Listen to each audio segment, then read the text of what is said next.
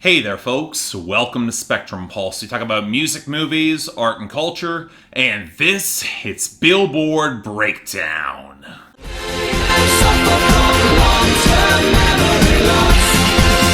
I don't remember. So am I the only one feeling kind of underwhelmed this week? Like, I know the new Quavo album's already fading from memory. Hell, you can make the argument that was happening the day it dropped. It was not received well. But beyond that, in our, let's call them enterprising new top 10 entries, just seems like the Hot 100 hit a bit of a lull this week. And while I do expect Future and Juice WRLD to rack up the streams next week on their collab album, well, the critical reception hasn't been much better there. So I'm just not sure if the album bomb is guaranteed, or if it is, how big it's gonna be. In any case, there were significant enough activity within the top 10, although surprisingly not enough to unseat the number one, with Girls Like You by Maroon 5 featuring Cardi B somehow getting another week on top. And at this point, given that second YouTube video, it looks like the only reason it didn't get unseated was flailing desperation on the part of the promotion team, especially as they spent the entire week in radio freefall. But it did hold its spot against the closest competition, ZEZE by Kodak Black featuring Travis Scott and Offset debuting at number 2. And while I'll get more into the content of the song later on, the only reason it broke this high was obscene streaming and surprisingly good sales. And with the radio not even close to getting behind this, I don't see it lasting, at least not this high. It did push back Lucid Dreams by Juice WRLD down to number 3, as it also spent the week losing radio. It's really only getting propped up by streaming, mostly on YouTube, but it still held over Better Now by Post Malone, which I actually thought would have fallen further, but for a good sales week, it kept at number 4. This leads to our second new top 10 entry, MIA by Bad Bunny featuring Drake at number 5. Again, we'll talk about the song at length in a little bit, but if you're looking for a cut that has a better shot at being an actual hit, it would probably be this one. More consistent stats across the board, and for a song entirely in Spanish, it's got more radio traction than you would otherwise expect. Then we got Happier by Marshmello and Bastille rising up to number 6. Those thanks to a huge radio push and some really solid sales numbers, just enough to rise above Sicko Mo by Travis Scott, which fell down to number 7. Well, let's make this clear. With the release of the music video, the song will rebound in a big way next week. As of yet, the radio hasn't stalled out. I can see this making a major play for the top 5. Now, this forced back Drip Too Hard by Lil Baby and Gunna down to number 8, but frankly, I'm more annoyed that it wasn't pushed out of the top 10 altogether. But streaming unfortunately stuck around, so I'm just gonna hold myself content that this song will likely wind up being caught between years and we'll miss both year-end lists if we're lucky. Now, this moves Youngblood by 5 Seconds of Summer down to number 9, but given how much sales and radio are slowly slipping, I'm not really all that surprised. What I am surprised by is Shallow by Lady Gaga and Bradley Cooper sticking to number 10, as it holds the top spot in sales for another week and actually seems to be picking up a little bit of radio traction and airplay. Again, I don't really expect it to stick around. The sales at that high won't last forever, but given how well the movie seems to be doing and having a little bit more of a trailing impression, this might wind up a soundtrack hit in the year that's prod more of those soundtrack hits than you'd probably remember or expect. But now onto our losers and dropouts. And really, in the latter category, there's nothing much really worth discussing here, with the only one with any significant longevity being The Way I Am by Charlie Puth, which never took off in the first place. What's more intriguing are the losers, namely that there doesn't seem to be much of a pattern to any of them. Yeah, Eminem had a bad week as a whole, with Venom dripping down to 57, Killshot continuing down to 70, and Lucky You with Joyner Lucas running out of gas at 74. Beyond that, the losers are kind of all over the place. The big losers from our album bombs last week were Never Recover from Lil Baby and Gunna featuring Drake down to 35, and I'll Never Love Again by Lady Gaga and Bradley Cooper to 54. Most of the rest just fell off the charts altogether. Oh, and I guess Stupid by 6ix9ine featuring Bobby Shmurda went to 51, but I'm just trying to pretend that song doesn't exist. I guess Lil Wayne didn't exactly have a good week either, with Mona Lisa with Kendrick Lamar falling to 42, and Don't Cry with XXXTentacion slipping to 91, but neither of these are getting the single push, and Uproar is doing just fine to get the music video and everything, and thank God it's a good song. Then we got the songs that have likely sealed their year-end spots for 2018, and I don't really care too much about either of them, with No Brainer from DJ Khaled featuring Justin Bieber, Chance the Rapper, and Quavo down to 45, and Simple by Florida Georgia Line to 60. And yeah, the rest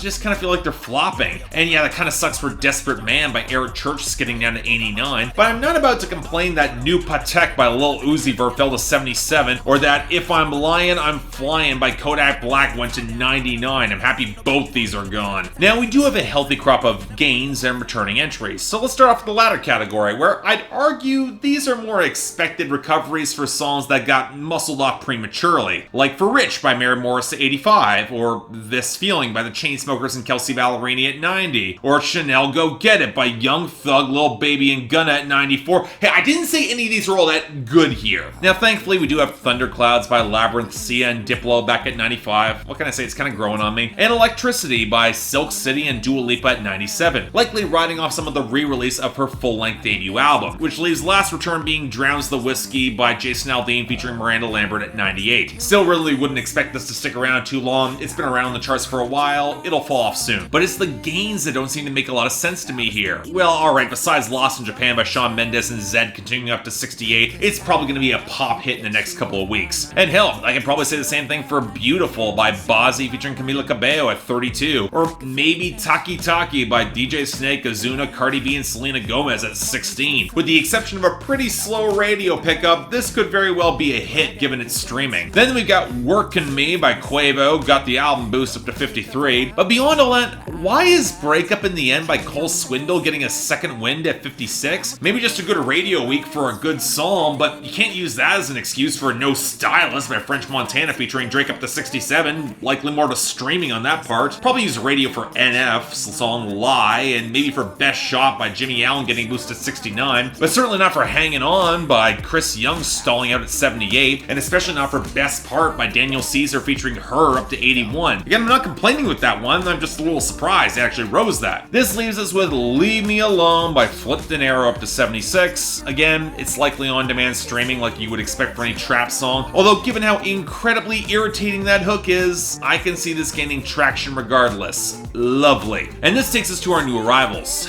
And folks, gotta be honest, if you don't want to hear me talk about Quavo, Drake, or Kodak Black, might as well check out now. I'm sorry, but that's what we got here. That's literally all what we have. Starting off with number 100, Lose It by Quavo featuring Lil Baby. Throw them rats go stupid, yeah. Squeeze my shot like oozes, yeah. When I slide on her, yeah. Her seat wet jacuzzi, yeah. Make me go lose it.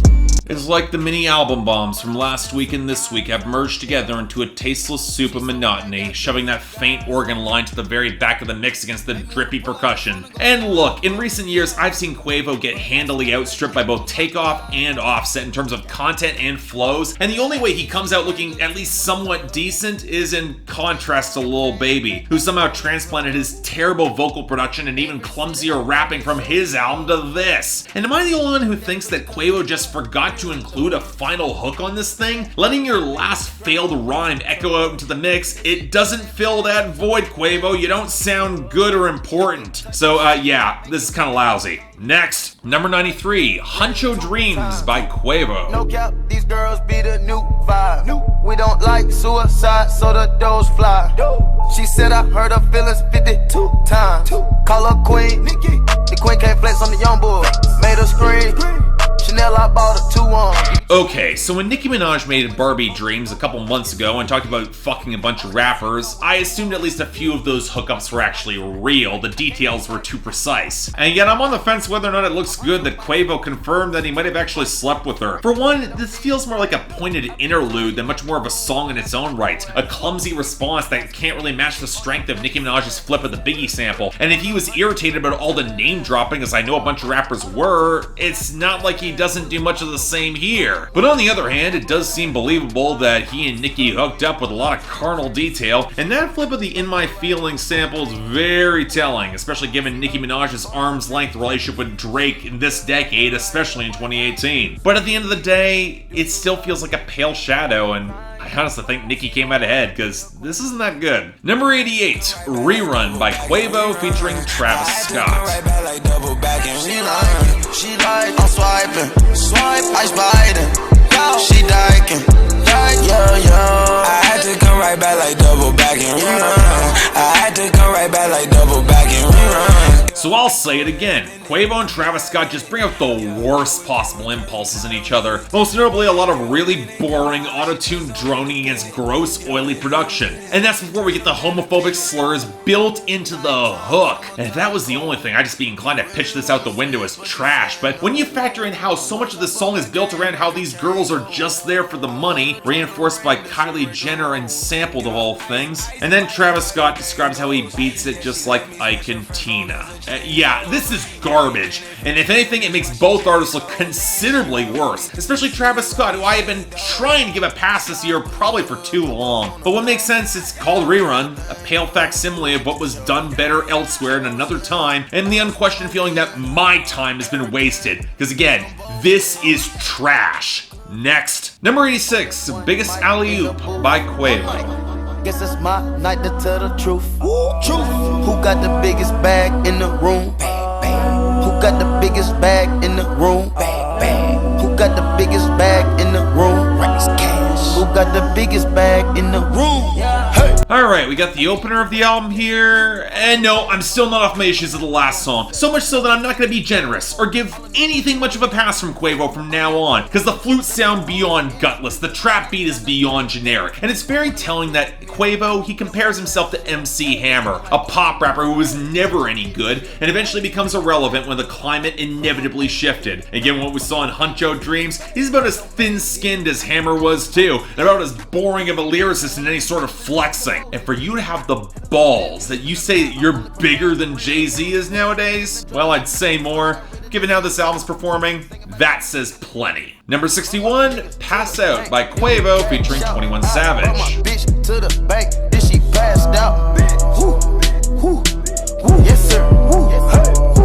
That's hard. Yes, sir. If you had told me just a year ago that I'd be looking forward to 21 Savage guest verses, I would call you crazy. But here we are, organ shoved to the very back of the mix behind the stuttered bass and the forgettable trap snares, built around a hook where Quavo's girl fainted in the bank in the face of so much money and all the ad-libs, and why don't I believe any of this? Especially with that very wheezy post-chorus that doesn't sound remotely good. I mean, I do believe you bought a house for your grandma, Quavo. You wouldn't kill the flow on your first verse if that didn't happen and you want to draw importance to it. But then you end your third verse really abruptly, and the entire song again just feels kind of abortive. Which means, even though 21 Savage describes his diamonds as pissy, he's the best part of the song.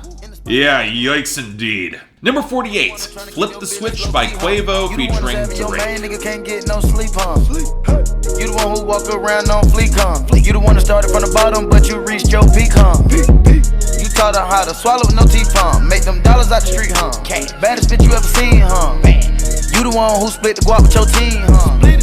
You the one who drank a lot of codeine, huh? I still don't understand Drake's relationship with the Migos. They toured together, sure, but the tour kept getting dates canceled and Walk It, Talk It sucked. So I had zero expectations for this. And that might have been appropriate as we get another wheezy flute line against Drake making more lazy subliminals at Pusha T and Kanye West with his most disinterested flow to date. Dude, you lost? Quit with this bullshit. You got embarrassed with the LeBron thing, and then Pusha T went on Joe Budden. Just end this. Get out while you still can. And then Quavo rattles through admittedly better flows, but that's because they're an overlong juvenile flip. And is it just me, or are there these weird drowned out squeals creeping into the mix that make the song feel a little bit darker and creepier than it really should? Either way, yeah, it's not as bad as some of the other Quavo songs, but not good either. Number 5, MIA by Bad Bunny featuring Drake.